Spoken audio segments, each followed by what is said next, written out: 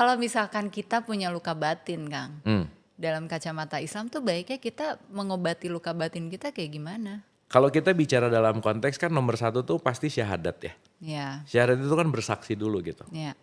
Baru terkoneksi. Baru manzakah itu artinya membersihkan gitu. Ya. Nah, dalam konteks yang namanya luka batin dalam perspektif Islam pembersihannya itu namanya zakat sih sebetulnya. Jadi zakat itu artinya membersihkan. Bukan donation. Donation itu action. Intinya adalah berdonasi adalah melepaskan kemelekatan aku terhadap harta. Ya. Ya kan? Jadi kata kuncinya sebetulnya zakat itu bukan uangnya. Tapi sikap hati ketika kita mengeluarkan uang gitu. Ya. Karena yang terpenting sebetulnya gini, semesta itu tidak melihat currency dolar atau rupiah. Tapi semesta melihat seberapa tulus hatimu ketika melakukan. Karena itu yang paling penting.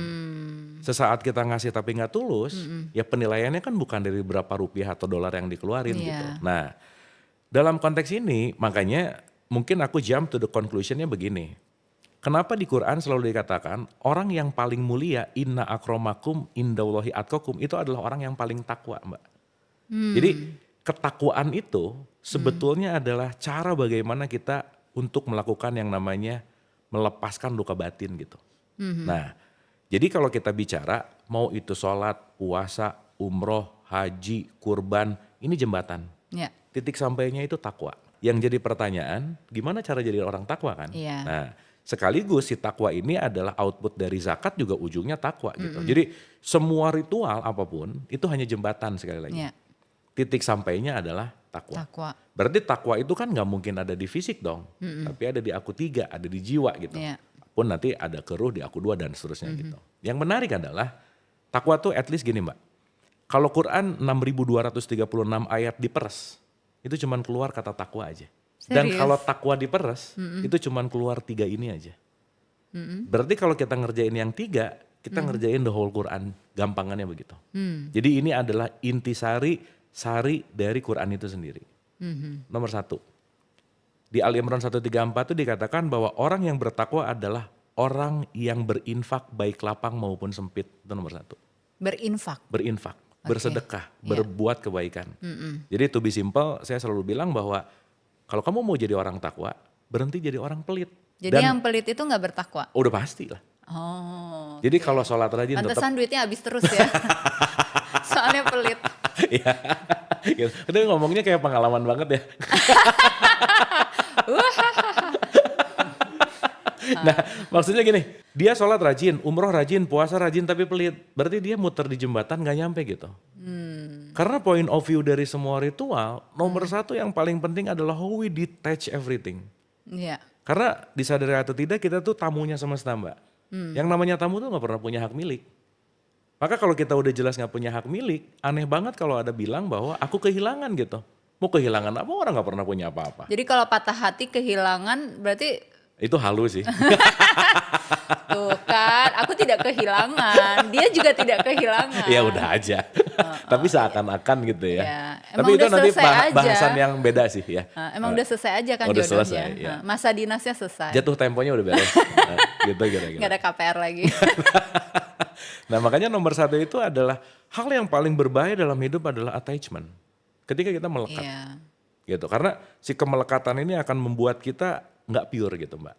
So that's why kenapa Ali Imran 134 itu bilang bahwa orang yang takwa adalah orang yang belajar detachment. Terhadap harta bendanya. Apapun. Tapi kalau di psikologi kan justru attachment itu dibutuhkan antara orang tua dan anak untuk membentuk rasa secure.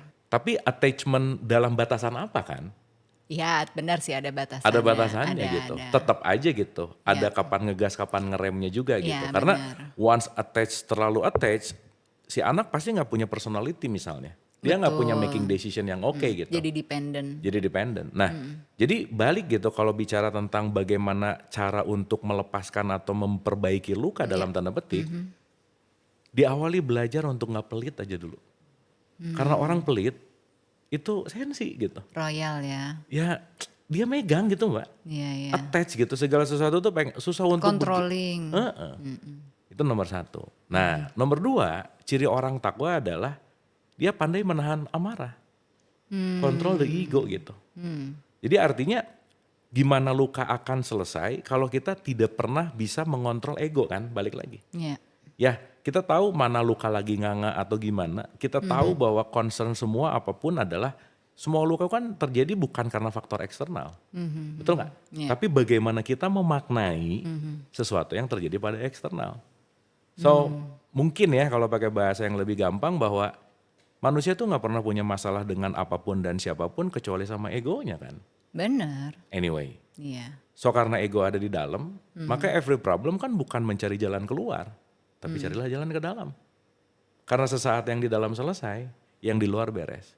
Pertanyaannya bagaimana mau menyelesaikan luka yang di dalam? Kalau kita pengen ngatur yang di luar, seluar, di luar, ngikutin maunya kita gitu.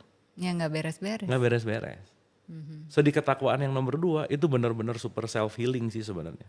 Untuk bagaimana melepaskan. Nah nomor 3 sih yang paling asik Mbak.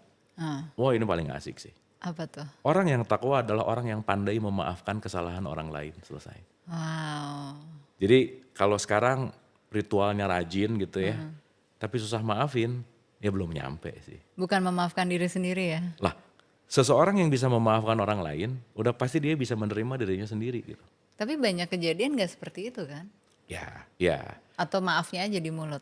Ya kan maaf di lebaran misalnya, kan banyaknya basa-basi ya. Iya.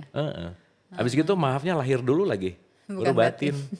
Sebenarnya kan yang penting diberesin batinnya dulu gitu. Iya. Baru lahiriahnya bisa oke gitu. Nah jadi kalau relate balik gitu ya bahwa keren sih kalau kita ngelihat ini secara holistik gitu ya.